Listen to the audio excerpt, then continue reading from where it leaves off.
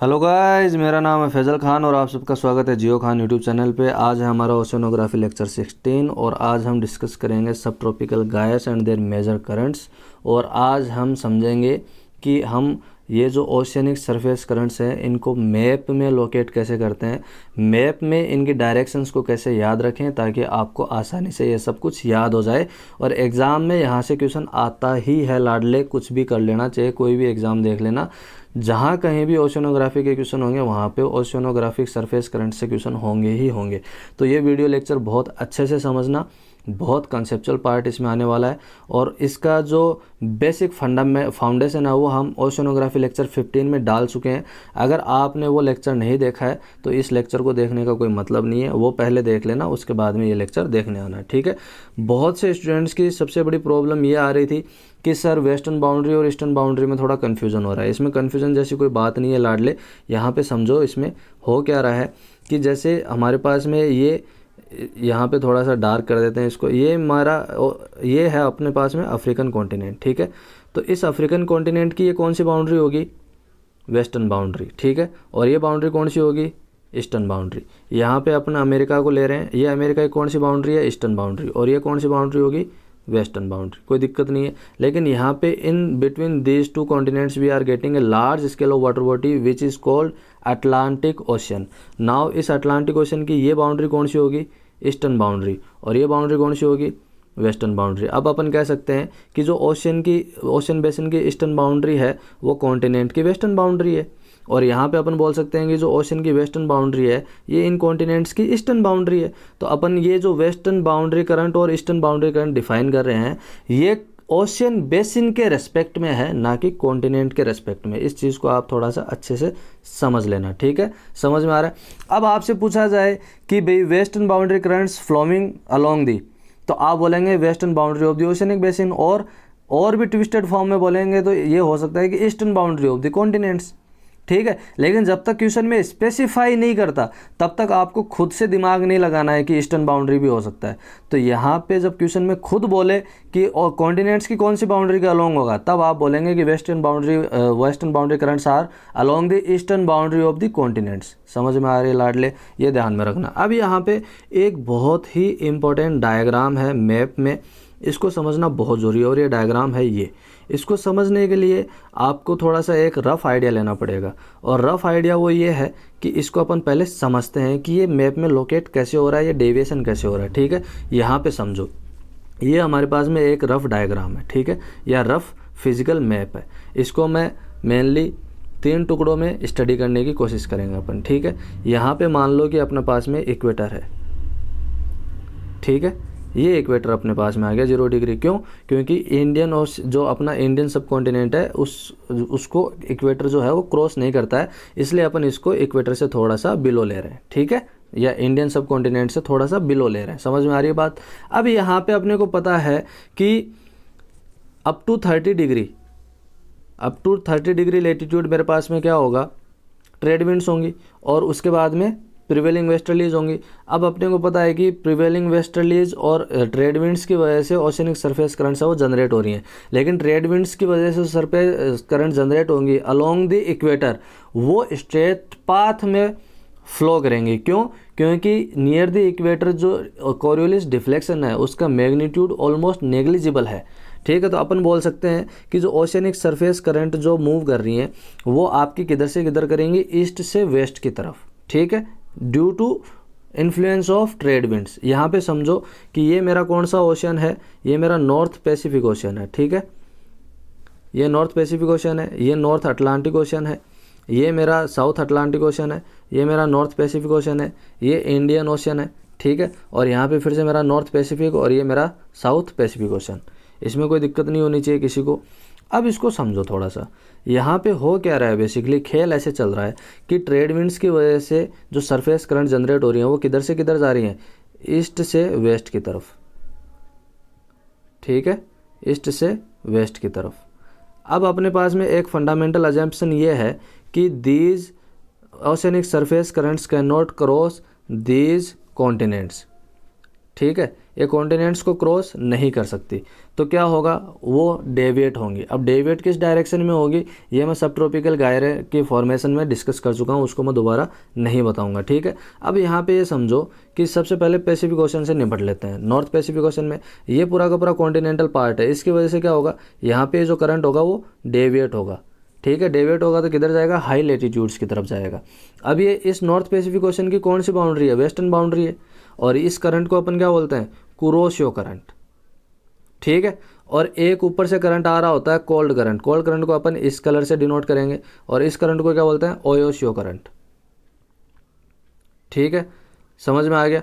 अब यहाँ पे इन दोनों का झगड़ा होएगा, मतलब जहाँ पे मिलेंगे झगड़ा तो करेंगे, झगड़ा करेंगे तो कोल्ड करंट ज़्यादा डेंसर है, कोल्ड करंट ज़्यादा मजबूत है, तो मजबूत होगा तो ये क्या करेगा, जो वार्म करंट है, ये जो वेस्टर्न बाउंड्री करंट की जो ये कोरोशियो करंट है, ये कोरोशियो करंट क्या करेगा, अपना पाथ चेंज कर लेगा, यहाँ से अब्रप्ट टर्न मिलेगा अपने को, इसको अपना रेट्रोफ्लेक्शन भी बोलते हैं। आने वाले वीडियो लेक्चर में बताऊंगा रेट्रोफ्लेक्शन क्या होता है। तो ये पाथ अपना चेंज करेगा तो वापस अपेयर कहाँ पे होएगा, इस डायरेक्शन में, कहाँ पे आके अपेयर होएगा, यहाँ पे, ठीक है। और यहाँ पे अपेयर होएगा तो इस कॉन्टिनेंट की वजह से क्या होगा, ये पूरा का पूरा चक्कर काट जाएगा। इस चक्कर काटने वाली इस करंट को अपन क्या बोलते हैं, अलास्कन करंट। और एक कोल्ड करंट मेरे को कहाँ पे मिलेगी, इस तरह से, इस कोल्ड करंट को अपन क्या बोलते हैं, कैलिफोर्नियन करंट। और इस तरह से ये क्या करेगा, अपना लूप कंप्लीट करेगा, कैसे, इस तरह से। अब याद आ रहा है, सब tropical gas rotates in clockwise direction in northern hemisphere, समझ में आ गई बात। अब यहाँ पे नॉर्थ अटलांटिक ओशन का खेल भी समझ लेते हैं थोड़ा सा, कि यहाँ पे ये अपना नॉर्थ अटलांटिक ओशन है, ठीक है। और इसको थोड़ा सा और जूम कर लेते हैं, समझ में आ गई बात। अब यहाँ पे समझो, ये जो मेरी वार्म करंट जा रही है इसको अपन क्या बोलते हैं, north equatorial current, north equatorial current. अब ये जो कॉन्टिनेंट्स हैं इनको ये क्रॉस नहीं कर सकती, तो ये इस तरह से आएगा, ठीक है, और ये क्रॉस करता हुआ आगे चला जाएगा। इसको क्या बोलते हैं अपन, गल्फ स्ट्रीम, ठीक है। अब इस गल्फ स्ट्रीम का ऑफशूट होएगा इस तरह से, तो यहाँ पे जो ऊपर की तरफ जाएगा इसको अपन क्या बोलेंगे, नॉर्वेजियन करंट, और इसको अपन क्या बोलेंगे, नॉर्थ अटलांटिक करंट, और इसको अपन क्या बोलेंगे, पूरा का पूरे को गल्फ स्ट्रीम, ठीक है। ऊपर से एक कोल्ड करंट आ रहा होगा जिस करंट को अपन क्या बोलेंगे, लेब्राडोर करंट, ठीक है। और एक कोल्ड करंट मेरा यहाँ पे होगा, इस करंट को अपन क्या बोलेंगे, केंद्रीय करंट, ठीक है। तो इस तरह से मेरा एक पूरा का पूरा वापस से क्लॉकवाइज रोटेशन क्रिएट हो गया, ये हो गया नॉर्थ अटलांटिक के अंदर, समझ में आगे बात। साउथ अटलांटिक की भी बात कर लेते हैं लगे हाथ। अब यहाँ पे देखो, नीचे अराउंड 50 डिग्री लेटीट्यूड के पास में क्या होगा, 50 डिग्री लेटीट्यूड के पास में क्या होगा, एक करंट जा रही होगी स्ट्रेट पाथ में। ये स्ट्रेट पाथ में क्यों जा रही है, क्योंकि यहाँ पे इसके रास्ते में कोई भी कॉन्टिनेंट नहीं है, ठीक है। अब कॉन्टिनेंट नहीं है तो ये किस तरह के पाथ में जाएगी, स्ट्रेट पाथ में।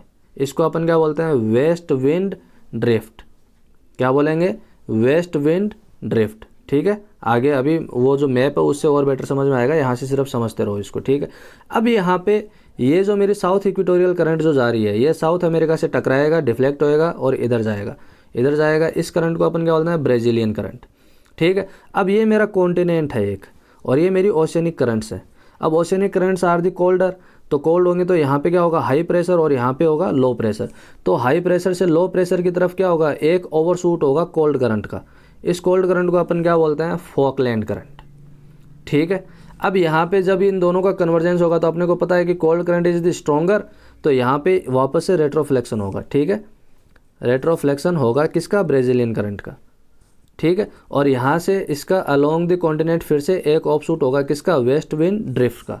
इस करंट को अपन क्या बोलते हैं, बेंगुला करंट, ठीक है। तो आप ये रोटेशन देख रहे होंगे पूरा का पूरा किस तरह से हो रहा है, एंटी क्लॉकवाइज। और तो मैंने बताया था कि सब ट्रॉपिकल गायर्स जो सदर्न हेमिस्फीयर में होगा उसका रोटेशन कैसा होगा, एंटी क्लॉकवाइज, ठीक है। यहाँ पे एक ऑफशूट और होगा कॉन्टिनेंट की प्रेजेंस की वजह से, इसको, ये भी एक कोल्ड करंट है, इसको अपन क्या बोलते हैं, पेरू करंट, पेरू करंट और हम्बोल्ट करंट, ठीक है। अब यहाँ पे आप मूवमेंट देखिए, ये मूवमेंट कैसा है, अगेन यहाँ से समझ में आना चाहिए कि ये मूवमेंट मेरा एंटी क्लॉकवाइज है, समझ में आ गया। सदर्न हेमिस्फीयर में सब ट्रॉपिकल गायर कैसे रोटेट करेगा, एंटी क्लॉकवाइज, ठीक है।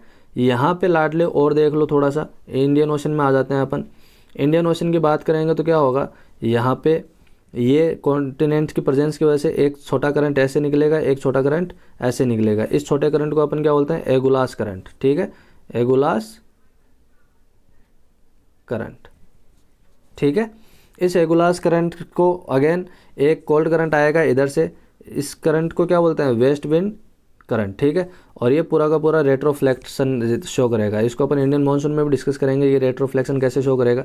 ये मूवमेंट शो करेगा। इस कोल्ड करंट का एक ऑफशूट होगा इधर, इस करंट को बोलेंगे वेस्ट ऑस्ट्रेलियन करंट, ठीक है। क्यों? क्योंकि इस ऑस्ट्रेलियन कॉन्टिनेंट की वेस्टर्न बाउंड्री पे है ये, ठीक है। तो इसको अपन बोलेंगे वेस्ट ऑस्ट्रेलियन करंट। और एक ये वार्म करंट जो आ रहा होगा इसको अपन क्या बोलेंगे, इस तरह से ये होगा अपना ईस्ट ऑस्ट्रेलियन करंट। तो ईस्ट ऑस्ट्रेलियन करंट मेरा वार्म करंट है, वेस्ट ऑस्ट्रेलियन करंट मेरा कोल्ड करंट है। यहाँ पे ये देखेंगे ये बेंगुला करंट जो है मेरा कोल्ड करंट है, फोकलैंड करंट भी मेरा कोल्ड करंट है। और यहाँ पे अपन फिर से आगे आएंगे तो यहाँ पे ये जो पेरू करंट है, हम्बोल्ट करंट है, ये भी मेरा कैसा है, कोल्ड करंट है, ठीक है। और ऊपर कैलिफोर्निया करंट है, ये भी मेरा कैसा करंट है, कोल्ड करंट। केंद्रीय करंट भी कैसा है, कोल्ड करंट। ये मेरी कैलिफोर्निया करंट है, यहाँ पे देखेंगे ये कैलिफोर्निया करंट है और ये केंद्रीय करंट है। इधर अपने पास में एक ओयोशो करंट मिलेगा, ठीक है, नॉर्थ पैसिफिक में। ये सारे के सारे कोल्ड करंट्स हैं। तो these are the major components और these are the major currents in the oceans.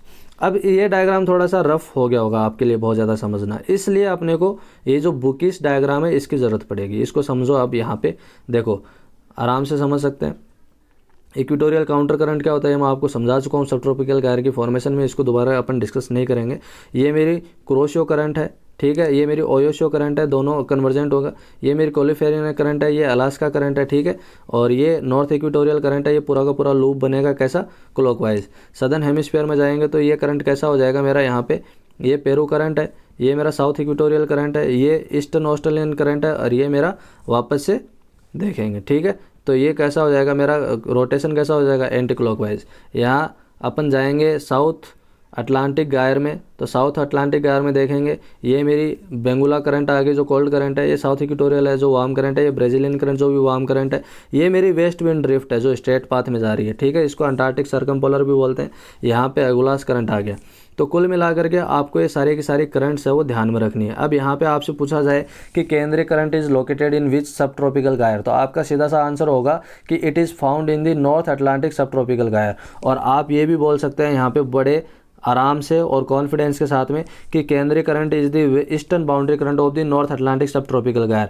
और इसका मूवमेंट किधर से किधर है, हाई लेटीट्यूड से लो लेटीट्यूड की तरफ। तो हाई लेटीट्यूड से कोल्ड वाटर लेके आएगा और इक्वेटर की तरफ लेके आएगा, ठीक है। और यहाँ पे गल्फ स्ट्रीम है, ये इसका मूवमेंट किधर हो रहा है, लो लेटीट्यूड से हाई लेटीट्यूड की तरफ। किस तरह का करंट है, वार्म करंट है। कहाँ से किधर जा रहा है, लो लेटीट्यूड से हाई लेटीट्यूड की तरफ। यहाँ पे टेम्परेचर कंडीशन ज़्यादा है, वाटर का टेम्परेचर ज़्यादा होगा, तो हाई टेम्परेचर वाटर को किधर से किधर लेके जा रहा है, लो लेटीट्यूड से हाई लेटीट्यूड की तरफ, ठीक है। ये चीज़ आपको समझ में आनी चाहिए। यहाँ से आप बड़े धड़ल्ले से बोल सकते हो कि सर बेंगुला करंट जो है ये कोल्ड करंट है, किधर से किधर आ रही है, हाई लेटीट्यूड से लो लेटीट्यूड की तरफ आ रही है, ठीक है। नॉर्थ से साउथ से नॉर्थ की तरफ इसका मूवमेंट है या इक्वेटर वार्ड मूवमेंट है।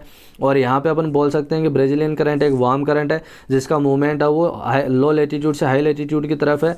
और ये किधर से किधर जा रही है, और ये कौन सी करंट है, वेस्टर्न बाउंड्री करंट है, ठीक है। तो यहाँ से आपसे क्वेश्चन पूछा जाए कि कौन कौन से वेस्टर्न बाउंड्री करंट्स हैं, तो आपका एक हो जाएगा सीधा सा आंसर कि सर एक ब्राज़ीलियन करंट वेस्टर्न बाउंड्री है, एक मेरी यहाँ पे gulf stream western boundary current है, यहाँ पे जो एगुलास करंट है ये भी मेरी वेस्टर्न बाउंड्री करंट है।